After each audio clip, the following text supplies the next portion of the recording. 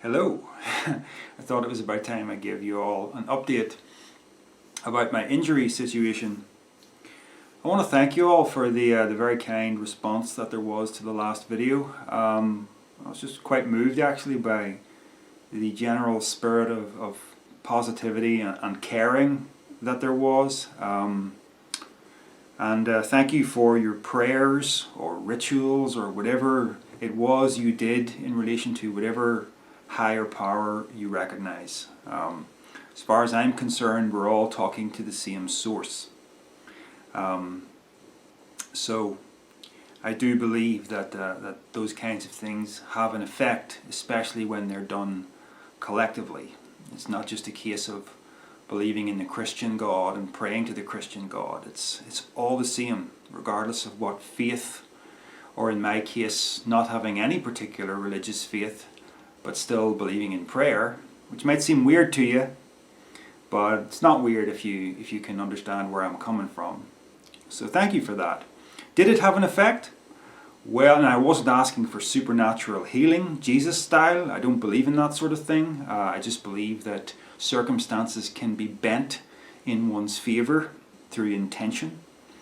So, well, what happened as a result was I got my surgery date very, very quickly. I think I didn't have the surgery date when I made that video.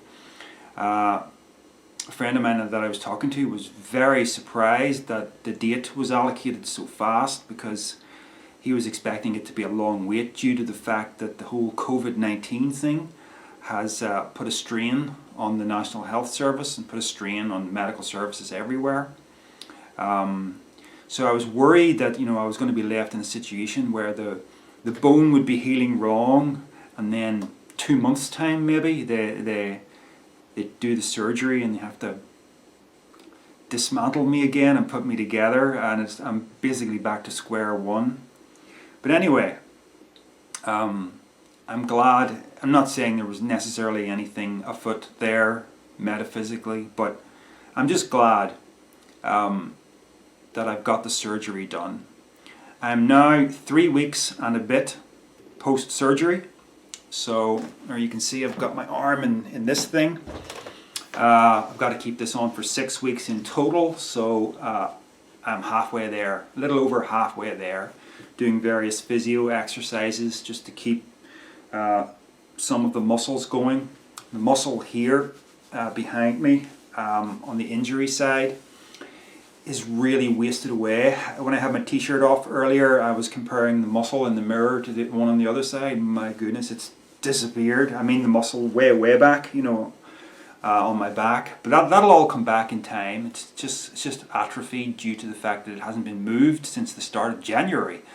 And it's not going to be moved for another 3 weeks. So I also had an elbow fracture that didn't require surgery, but I've had to sort of rehabilitate the elbow. That's the most recent exercises I've been given. It was very hard to straighten the elbow out. But anyway, to basically here in the shoulder, which is where the damage was done, I now have a metal plate in, which is about that long. It's in here. I think I can kind of show you the bandage to some extent to show you just how. Hang on, I'll go this way with it. Look at the size of that. Big bandage. So there's a line running the whole way down here where I'll have a scar underneath this bandage. Huge. That's where they opened me up. So I had a 3-part fracture to the right front humerus. It was estimated that I would have 1.5 hours of surgery, but when the surgeon got in, it turns out to have taken 3 hours. So that's major. When they got in, they realized that the damage was worse than what the x-rays seemed to indicate, so I was in even worse shape than I thought. But they managed to get everything back together, and I've seen an x-ray now. I was in again a week ago, and they took a fresh x-ray, and oh my goodness, just to see this thing sitting inside me. And it's not like it's just a metal plate. There's all these like little tendrils coming out, and there's about 12 of these little tendrils all coming off. I said tendrils, that's the wrong word, but that's what they look like, little arms going off it and joining, bolted down into various bits of the bone.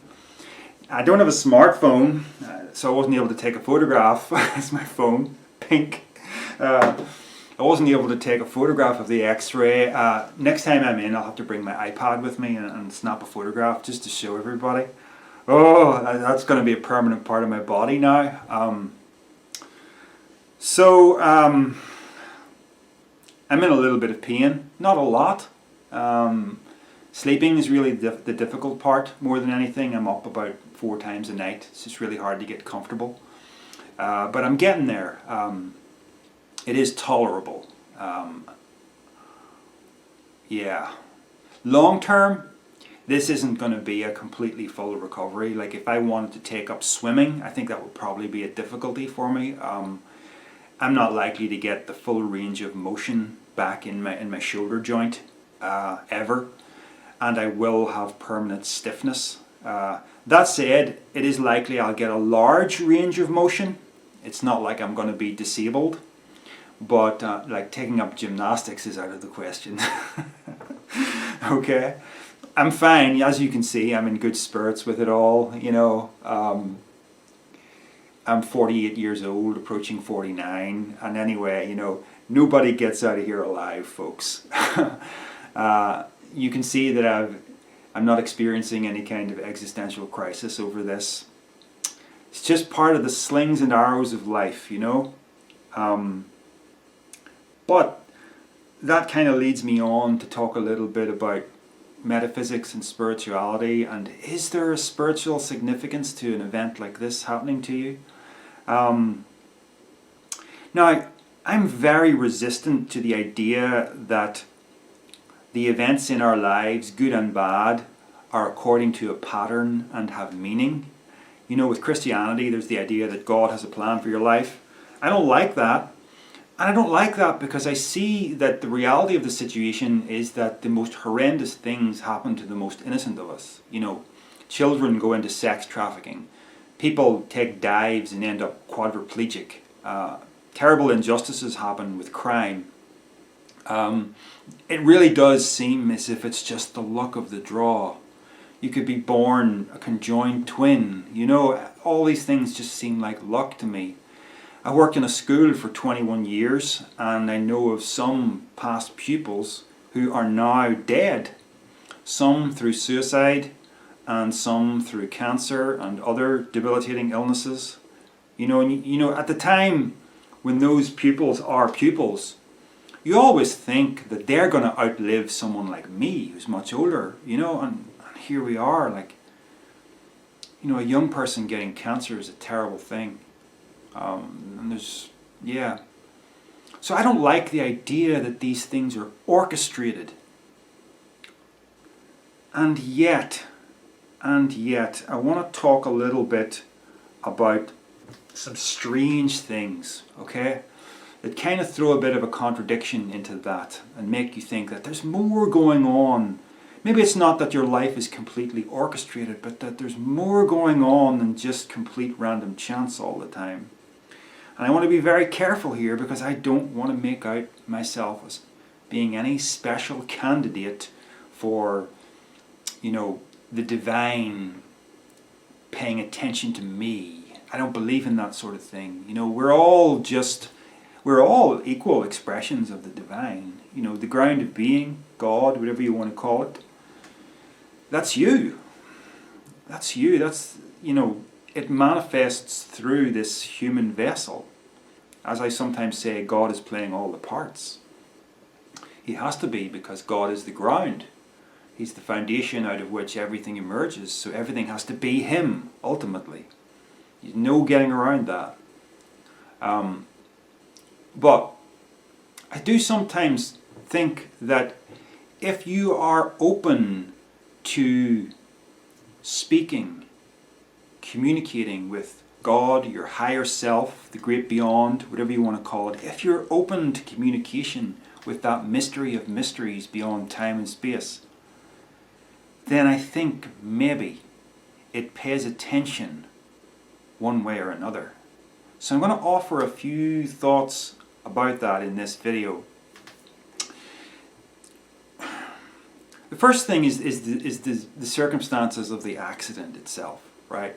I mean, I could go either way with this. I could believe it was just an accident, that there was nothing orchestrated about it. But the circumstances were this. I was heading down the cycle path on my bicycle. Saturday morning, start of January. It was icy, but the conditions were tolerable for what I thought was safe cycling. Now I get down to the bottom of this hill, near the bottom of the hill actually, and there's two old guys standing talking to each other, and they've got dogs, or there's one dog anyway, and they're blocking the whole path. So as I'm decelerating a bit, I shout, "Excuse me!" and they don't hear me. So I have to slow down even more, and I have to slow, and they still haven't noticed me or heard me, and I go, "Excuse me!" And finally they look around and they move out of the way. So there's a good 15 to 20 seconds of difference there in terms of where my position would have been if those old guys weren't there, or if they'd heard me the first time and just moved, right? So that puts me in a situation going around the next corner and going down another little hill on the cycle path, almost at the bottom of the hill. Ahead of me now is a woman walking a small dog, and she's now going uphill at the other side, and that's where I'm going to, but the path has thinned out at that point because it's sort of off the main cycle path, but that's where I'm going, and it's a straight line. But where she is means that I can't get past her without going onto this muddy grass, and the dog's in the way, and I'm going to be going uphill behind her and losing all my momentum, right, with the bicycle. So I make a decision, because she's in that exact position, I make a decision to turn left and go up onto the road. Turn left, go off the path and go up onto the road, and make my way from there. And that was the decision that meant that the front wheel lost its grip, and the bike threw me to the ground really violently on the black ice, and smack, so fast that I couldn't even raise my arm to sort of brace myself for the fall. It was just smash right into the shoulder and almost the side of my head too. It was incredibly fast. But what I'm getting at here is, there's 1,000 or even 10,000 permutations of this situation that did not involve me crashing. It wasn't that the black ice was there, I was heading for the black ice, the crash was almost inevitable. No, the only reason I crashed was because I turned, and I wasn't intending to turn, except that woman was in that exact place. If I had been 10 seconds earlier, 10 seconds later, I would not have made that decision, and I would have been fine. And it goes back to the guys on the path who didn't hear me when I said, "Excuse me." It really feels like this was premeditated in terms of something higher up is making this happen this exact way. I don't know that that's the case. Why am I even thinking that that would be the case? Is it like God wants to torment me? No. The reason why I'm bringing this up is because this event has caused a pretty strange change in me. I don't know how personal I want to get with talking about this, but I was becoming, and I've known this for a while, I was becoming a fairly bitter, cynical person, and there's other problems too.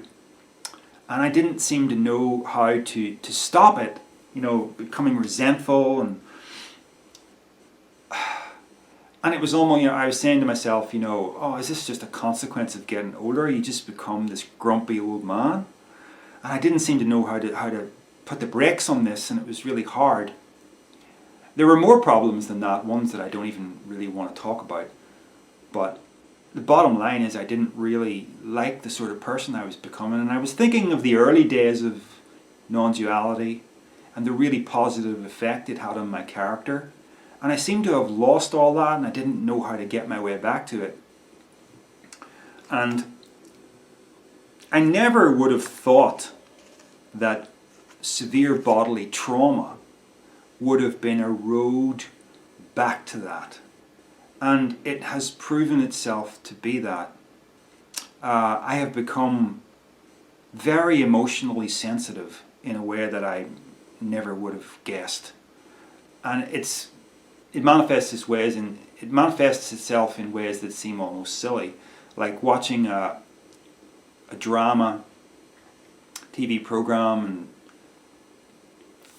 you know, feeling myself misting up.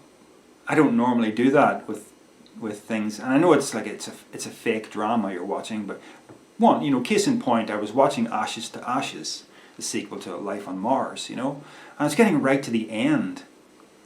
Spoiler alert if you haven't seen this, but, you know, there was the bit where Gene Hunt was saying to Alex Drake, or Alex Drake was saying to Gene Hunt, you know, I have to get back to my daughter, you know, who's in the future, not in the 1980s where this is set, you know.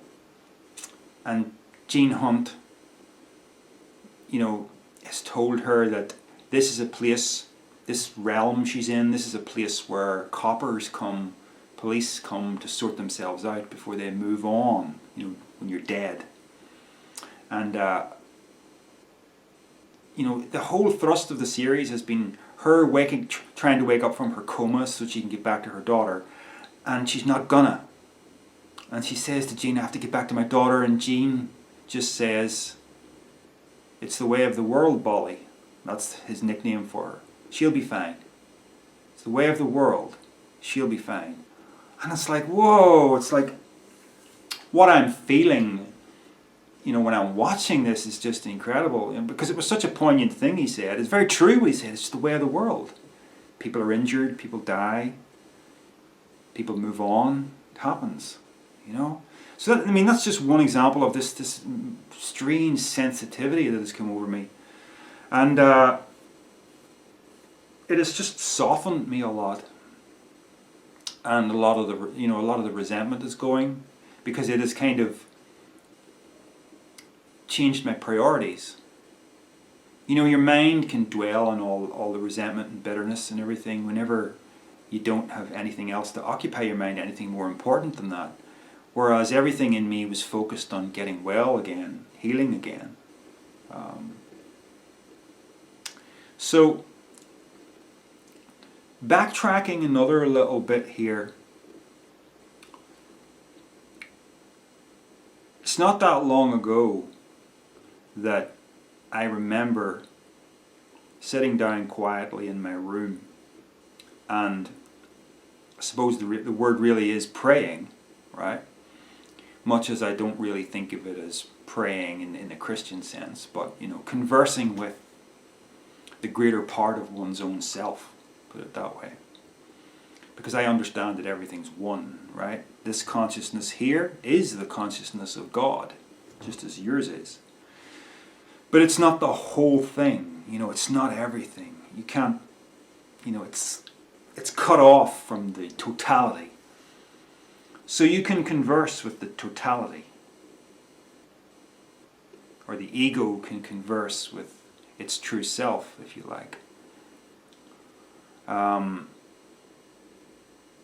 I was just being very honest and talking about how I didn't like the way things were playing out for me in terms of my character.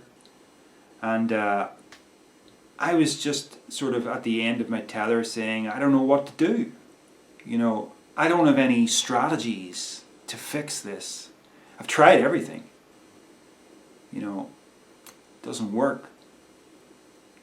I'm in your hands. Whatever it takes. Seems something like that.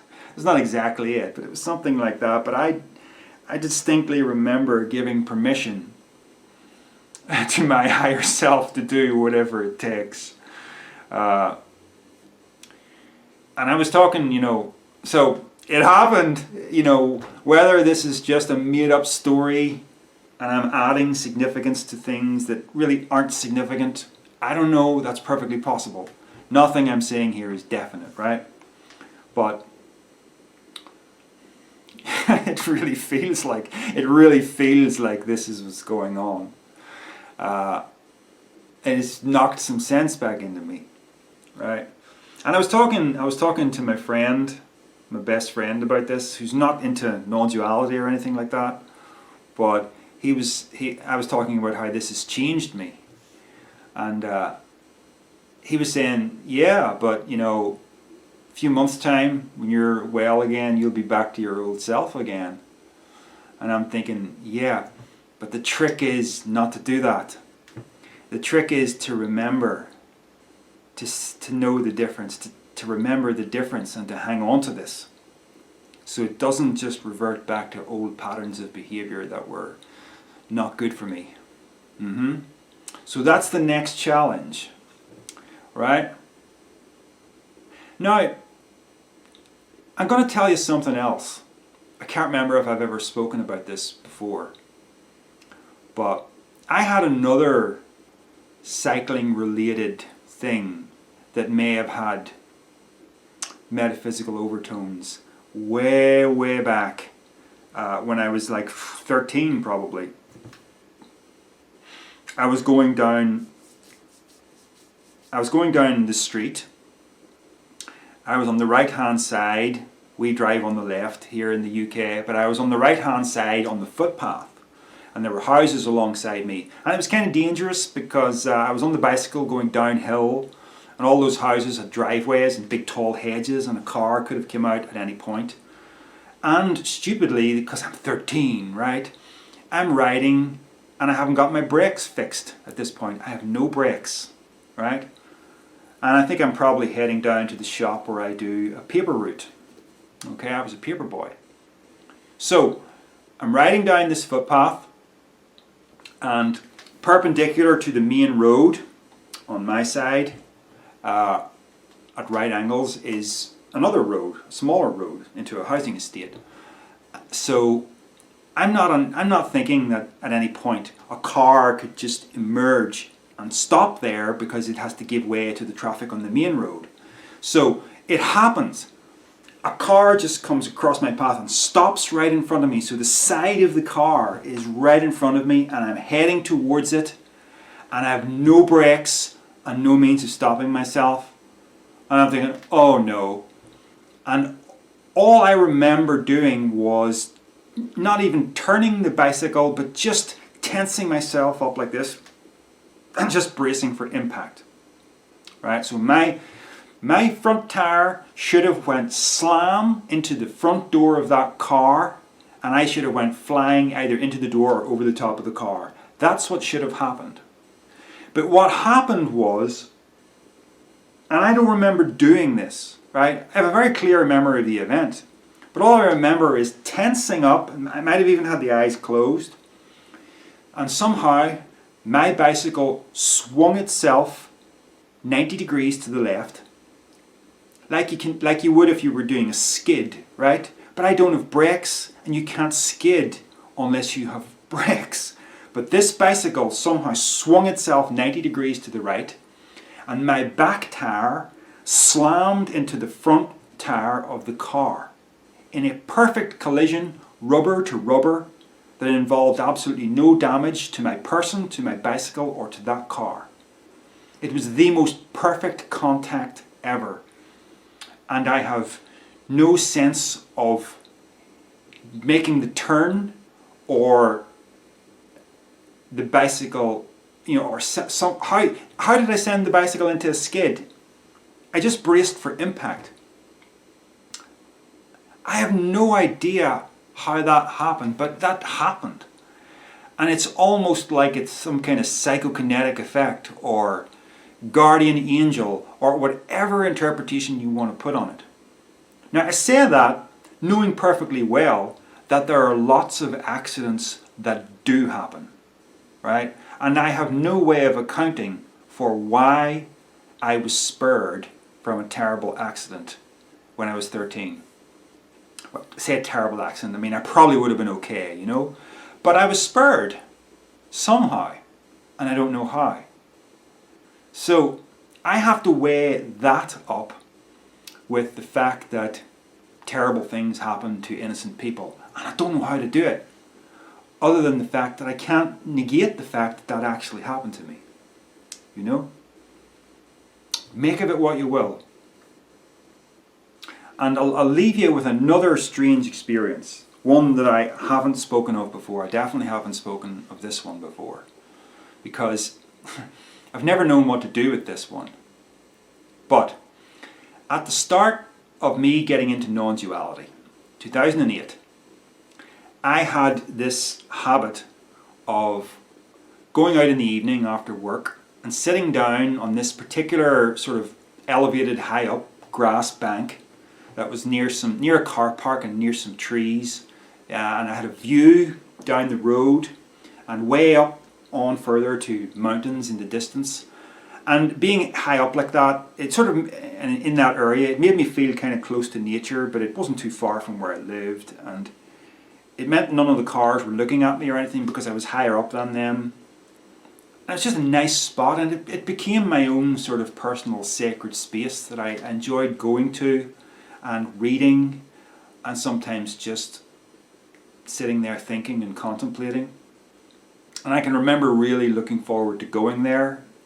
You know, when I'd be in work, I was thinking, I'm really looking forward to just getting my evening meal over and going out for a couple of hours and sitting on this grass bank.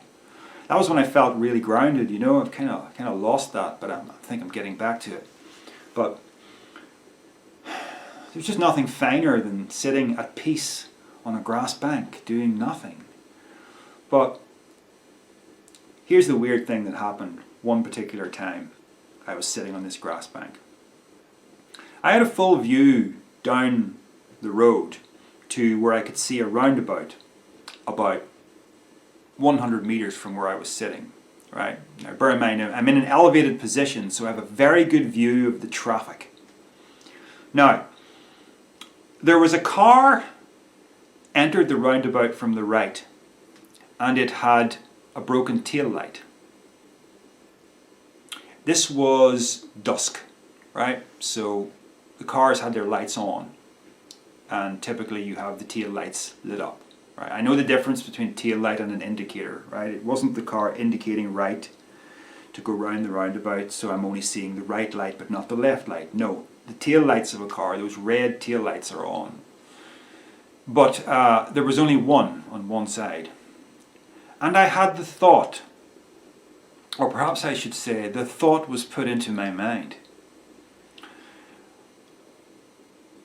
Wouldn't it be weird if the next car also had a tail light out? The next car comes in from the right, goes round the roundabout, and it's got a tail light out. It's the same tail light on the same side. So I'm thinking, whoa. And wouldn't it be weird if the next car had a tail light out? A third car comes along. As it goes round, I see the tail light. Its tail light's out. 3. And wouldn't it be weird if the next car had a tail light? I did it again. And I had about, I can't remember the exact number, but it was about 5 cars, possibly even 6, 5 cars in a row with the tail light out. The same one on the same side. Now, ask yourself, not only ask yourself, what are the odds of 5 cars in a row with the tail light out? Now bear in mind, it can't be a case of some kid down the street somewhere who smashes 5 cars in a row, the tail lights, and then those 5 cars all take off at the same time. No, look, the road is full of cars who have been in motion for a long time, a short time, whatever. They're all from different places. How do you get 5 in a row with the tail light out? You know, you could flip a coin 100 times maybe, and somewhere in there you might get 10 heads in a row. You might have to do it 1,000 or 10,000 times, I don't know, to get 10 heads in a row. But somewhere in there is 10 heads in a row. But the chances of, you know, the tail light being out, because mostly the tail lights are not out, you know, 99 times out of 100, maybe even more, the car tail lights will be intact. So, how do you get 5 in a row like that? Furthermore, what are the chances of me having the thought, wouldn't it be weird if the next car had a tail light out? Now this definitely was not me witnessing 5 or 6 tail lights being out and then thinking, oh, I had the thought of asking myself, I wonder, will the next one be out? No. There was no sense of anticipation of, I asked myself that question when the first car passed by, and when the second car passed by, and when the third car passed by. Not all at once after. I'm not imposing a meaning on something. I got no reason to, I got no reason to say this other than the fact that it happened. And what do you do? I've never spoken about it because what do you do with a thing like that? Because it didn't mean anything in the sense that nothing came of it. There was no practical significance for my life to that happening. But what did it mean, right? In terms of an event sitting on its own that has no practical significance, in and of itself, what does it actually tell you? It tells me that it was not a coincidence. And the only thing it can possibly mean is that something is telling me that there is more going on in our lives than random chance, and that it involves consciousness. Because I had that conscious thought, wouldn't it be strange if the next car had a tail light out? Lo and behold, it was. It was like the thought was put in my mind, So it's almost like something was saying, higher consciousness is real. That's the only thing I know what to say about that. So, in terms of your own, there's nothing special about me. There really isn't. But because people can be going, oh, I wish I had an experience like that. There's no reason why you shouldn't have an experience. What I mean is you're just as connected to that higher consciousness as I am. Because it's you. It is you. This is the thing. Non-duality, nothing separate. You're God playing all the parts. So speak to that higher aspect of yourself. Don't ignore it. So, my goodness. Make of this what you will, folks. It's not a typical non-duality message. It is what it is. Alright, folks. Thank you for watching this far if you have already. And till the next time, take care. The sky